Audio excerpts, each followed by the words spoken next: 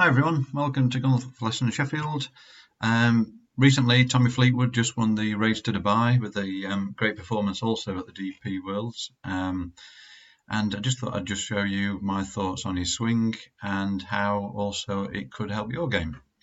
First thing I've done, as I always do in these general analysis, I've drawn a circle around his head. Most people have always believed, and lots of people that come for lessons with me explain that they feel they need to sway off to create distance and really get some lateral movement during the swing. But as we've seen with all of these swings that I'm analysing, very rarely does any top professional sway from side to side with the head. There's a definite transfer of weight, transferring of the centre of mass, but very rarely does the centre of gravity move.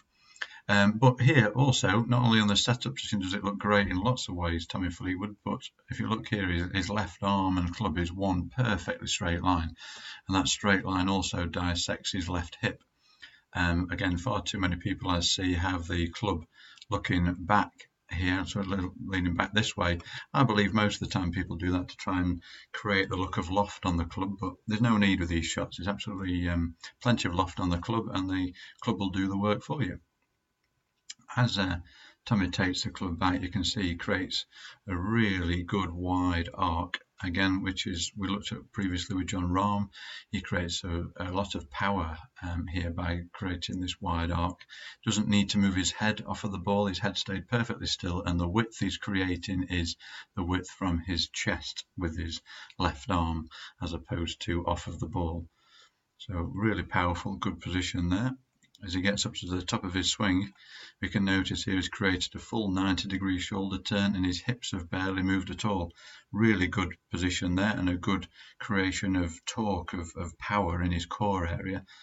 But again, one of the big areas that I see lots of people have issues with is the leg position. Far too many people, when they're trying to get to a good wide and good top of the backswing position, do they let their left knee come in close to their right knee. And again, this just creates instability and very difficult to get a good transition in the downswing. As Tommy starts down now, he starts to really drive his hips forward, so everything is now moving towards the target. His weight is moving towards the target.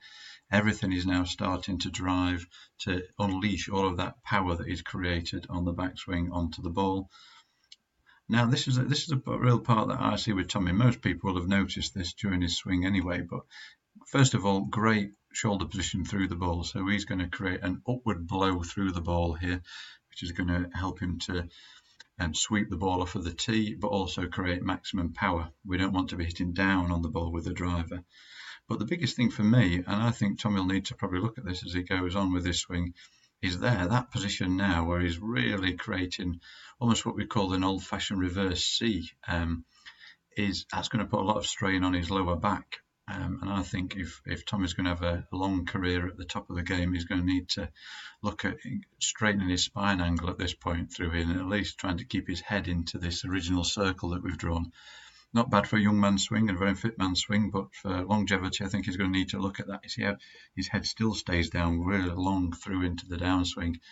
And he's got excellent follow through, full weight on his left-hand side, and his body ends up in one straight line over his left foot. Great swing and great season.